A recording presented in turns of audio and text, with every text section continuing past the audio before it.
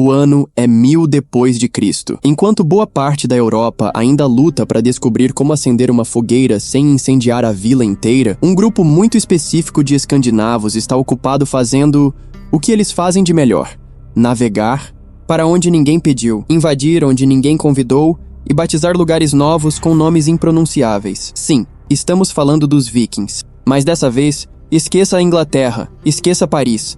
A pergunta de hoje é: e se os Vikings tivessem colonizado o Brasil? Antes de imaginarmos Thor tomando água de coco em Copacabana, precisamos deixar uma coisa clara: os Vikings eram, acima de tudo, exploradores. Isso significa que, se tivessem chegado ao Atlântico Sul, e não é impossível, considerando que eles chegaram até a Groenlândia e supostamente a América do Norte, o Brasil poderia ter sido o próximo destino. Agora, segura essa machadada na realidade e vamos imaginar esse cenário maluco junto.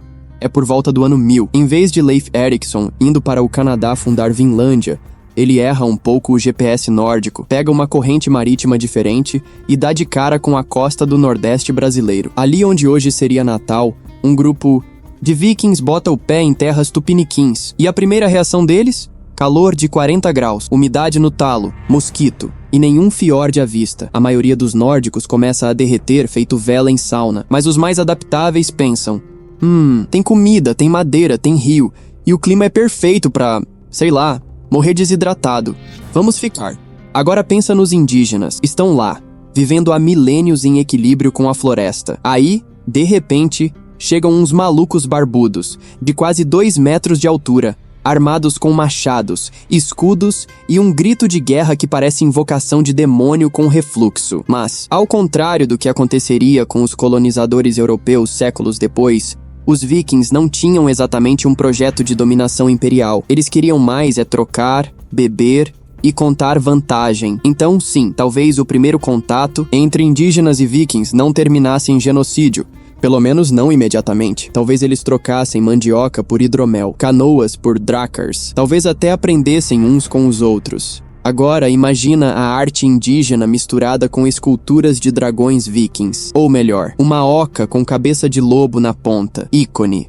Com o tempo, os vikings estabelecem uma colônia ali. Não uma colônia do tipo explorar e destruir, mas uma comunidade meio caótica, meio funcional. E claro, com o DNA deles, o Brasil viking não seria uma nação pacata. Seria um país de guerreiros com tatuagens rúnicas e pele bronzeada. Os carnavais, mistura de rituais nórdicos com dança indígena e pintura corporal. A feijoada seria feita num caldeirão de ferro e chamada de blodsupa, sopa de sangue, que beleza. O transporte fluvial, canoa viking, com remadores berrando em nórdico.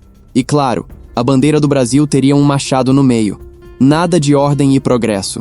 Seria caos e hidromel. Agora segura firme, porque o efeito borboleta tá só começando. Se os vikings colonizam o Brasil no ano 1000, isso significa Portugal nunca teria chance. Quando Cabral chegasse, 1000 anos depois, ia dar de cara com um grupo de brasileiros trincados, tatuados e armados com escudos de madeira e espírito de festa.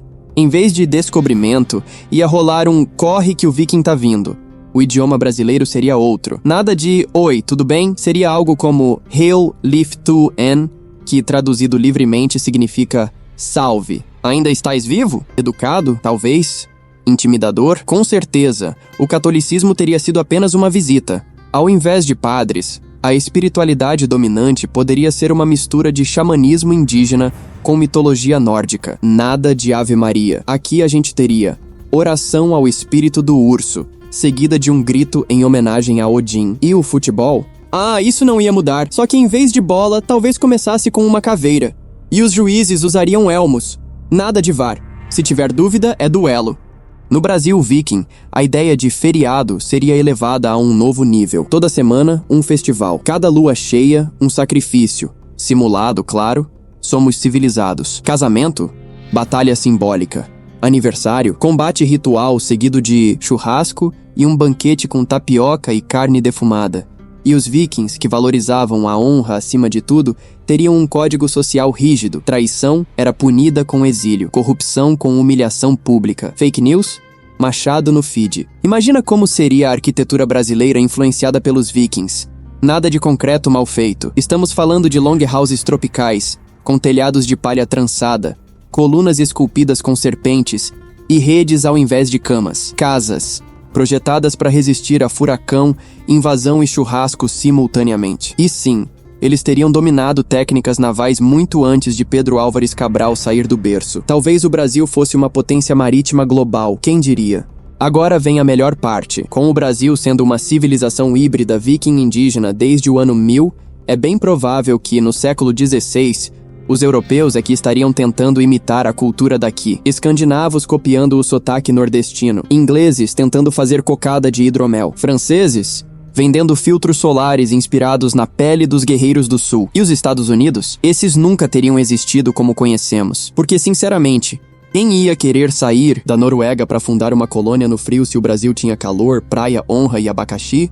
Nos dias de hoje, o Brasil seria um país bilíngue em nórdico antigo e tupi. O Carnaval de Olinda seria uma homenagem a Thor. E o Enem teria prova prática de navegação, duelo simulado e uma redação com o tema A Importância do Martelo na construção da identidade nacional. O presidente seria eleito em votação, sim, mas quem não for votar tem que correr de uma lança simbólica lançada por um grupo de idosos guerreiros. E o hino nacional começaria com um grito cultural e terminaria com uma batida de tambor.